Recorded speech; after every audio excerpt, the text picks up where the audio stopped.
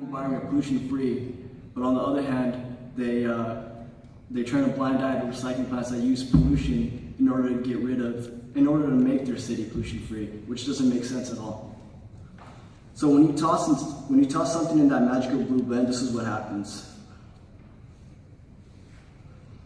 A big diesel truck comes and picks it up, and there are more than 180,000 of these trucks in the US right now operating. They burn about 1.2 billion gallons of diesel per year and release about 22 pounds of CO2. So how much CO2 is actually released into the air a year by these trucks? 26.4 billion pounds of CO2, and that's just CO2. They also emit another 36 different types of airborne toxins that are released into the air. Now, after releasing all those toxins into the air, it just gets worse when it gets to the recycling center. Everything goes into millions of dollars worth of machinery that we pay for, the taxpayers, just to produce even more pollution. When a recycling center recycles, let's say 100 tons of newspaper, it generates about 40 tons of toxic waste. That's nearly half. When it's recycled, they get all the ink, paper fibers, dye, cleaning chemicals, and mix it all into one, creating a sludge. And that sludge is either burned or they send it off to a landfill, where it can leach toxic chemicals into the soil and groundwater. So like Volume mentioned before, water pollution, that's a big problem. And when you send a huge influx of recyclable goods to China, they have no idea what to do with them, so they end up tossing that into the rivers, and the rivers that lead out to the ocean, it gets, that's where you get that great garbage patch in the middle of Hawaii and California, just because, you know, all that stuff that was supposed to be recycled, it's just left into the rivers and it's flown out. And then when it comes to soil pollution, it's actually worse than that. So all those toxic chemicals leach into the soil and make it hard to live in. An example of that was Michigan State. They put so much money in to produce a recycling plant for their students. And it was state of the art, but it was later found out that the soil around the environment, around the recycling plant was polluted. They found 3 major elements and 5 trace elements which were present in the soil and could not be explained by natural causes. And then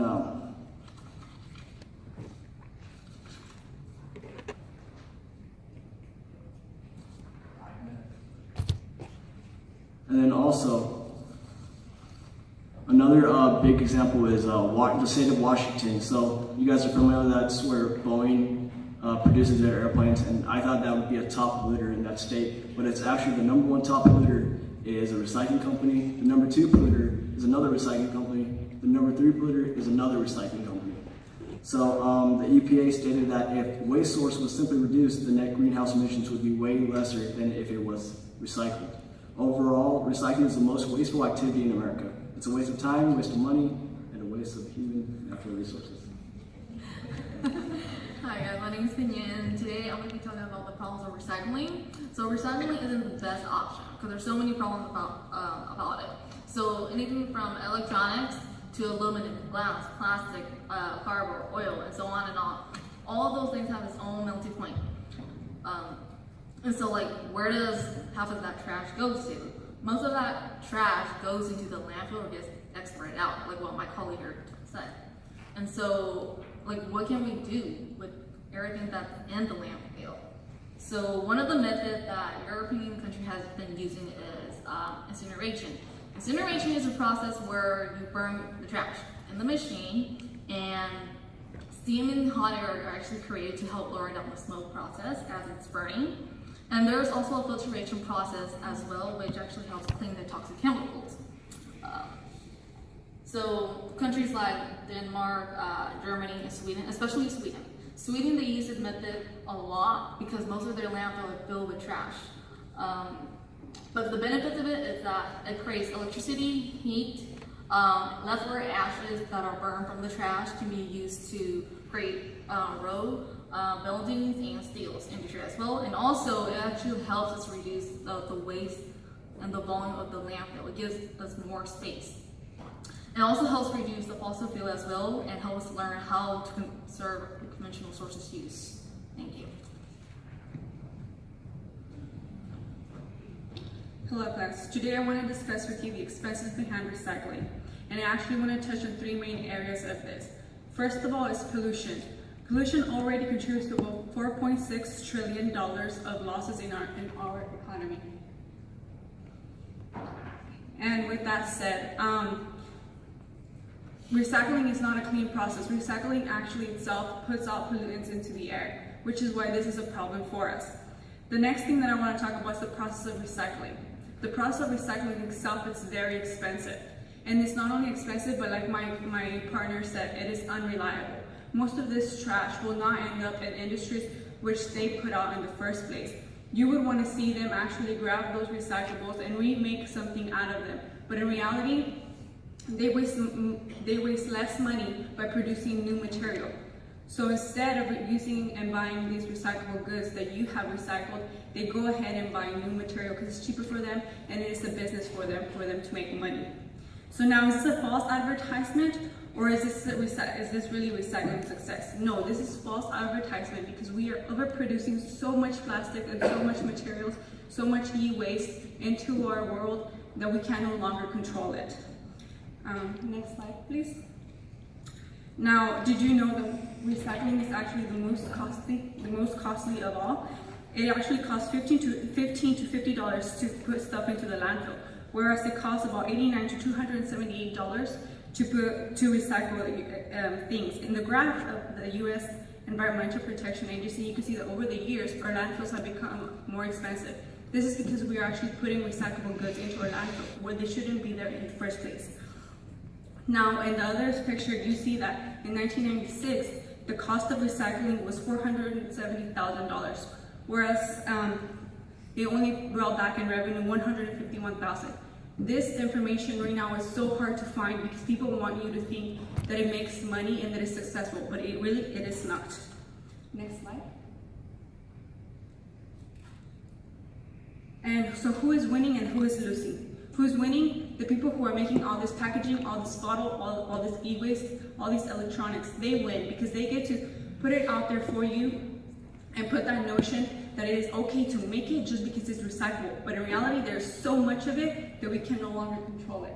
So who loses? As the buyers, because we buy it by consuming our time and trying to put it back into the market. And we also have to pay a CDR for it, which we most of the time never get back. Next slide, please. Lastly, this is a picture of all the other production that we've had and that we have made in the world. Is this all really necessary? Look at the stuff in your table. Tell me if this amount of material is enough or it's good for the environment and what's inside is worth it for you to buy. They let's push and proof for an example. They make the big bottle, the medium bottle, the tiny bottle, and the extra tiny bottle for you to take into the traveling system.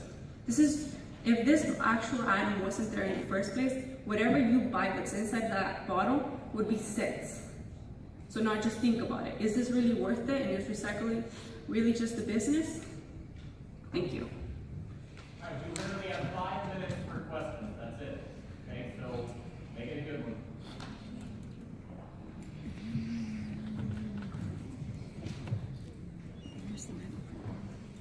Come on, somebody got a question. I don't want to ask.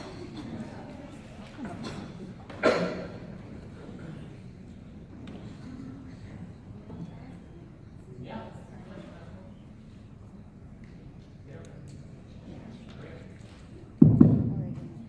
Okay, well, my first question is about the incinerators. One of you mentioned how incinerators are actually being used in some European countries and how they're being controlled for pollution, but incinerating actually exposes and emits more greenhouse effects. So if you can please explain how that's controlled. Yeah, I know incineration sounds like a bad idea, but actually new technology has helped us capture methanes and other pollutants. And so we convert these and make energy. Countries such as Sweden is actually a leader in this. They rely this and like make a huge amount of energy for their countries. So it's actually safer than recycling, because recycling we just ship overseas and they end up burning it completely. Like countries such as China, they have no technology to take care of their products, so they just burn it up completely. So I'd rather just it'd be safer and we take care of it with our technology here than just sending it overseas and ignore the consequences. If that's your guys' solution to taking care of our waste, then we have at what cost to the environment? Now we have to think about global warming and the effects of that. Well, let's just keep in mind that a lot of this pollution also comes from their own recycling process. A lot of the pollutants that come are actually made from their trucks that they have put into our world and the recycling fabrics that they have made. Now, other than that, I really want to touch on something that they said. You said how many jobs did it create? Somebody said it creates thousands of jobs. 1.1 million. Let me just tell you that these jobs are also in Ghana, India, China, and all these poor countries, because they ship all of the waste that they can't handle here. And you know who works over there? Kids, adults, everyone that can. And by working there, they don't have the right gear to protect themselves, so they're putting themselves out in risk. They're dying from illnesses caused by them taking these things apart and breathing in all these chemicals. Not only that, but they don't have the tools to separate all these products. So whatever is left over, they just burn it. It's in their water, like we said. And the Environmental Protection Agency has said that they have no true meaning or no true say if recycling actually even works. Now, their water is so polluted because of these jobs that they've created for them, that is 200 times what the World Health Organization actually allows.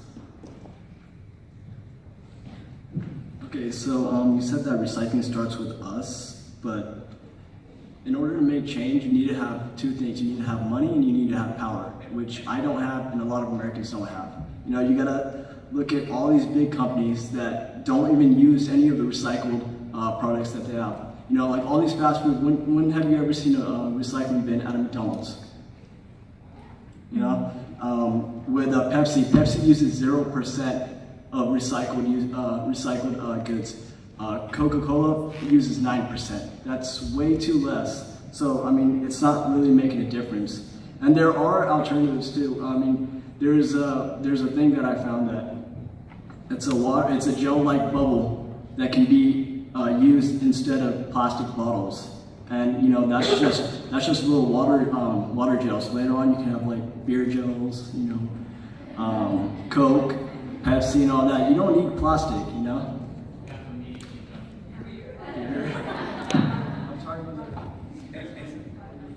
Okay. So I got a question for them. You guys mentioned that you think education will actually help the recycling industry, but over the last 20 years, we've invested a significant amount of money into educating the people, but there hasn't been an increasing trend. You know why? Because the recycling industry isn't easy. Each city can recycle certain things, and whatever we don't want to deal with or it's contaminated, we send it overseas.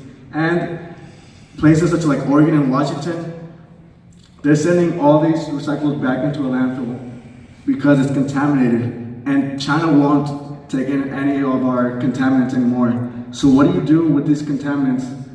Where do you expect them to go? They're gonna go back into a landfill. What are you gonna do with them?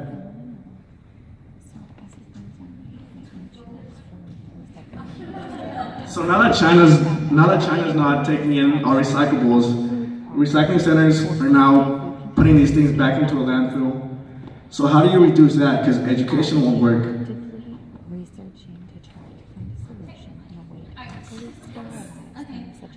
So you mentioned earlier to don't recycle and don't let other countries face the consequences of us. So how about do recycle? Start with yourself. It's the small things that makes a difference. So start within your home, like reduce, reuse, recycle, so that, well, you don't really have to go within the recycle process, because as you mentioned, that's just gonna like add more to when they burn in the landfill. So do reduce and reuse within your own homes, and then with that, you can save the things that they throw out to like other countries. Oh, never mind. That doesn't make sense. That's not recycling. That's reducing.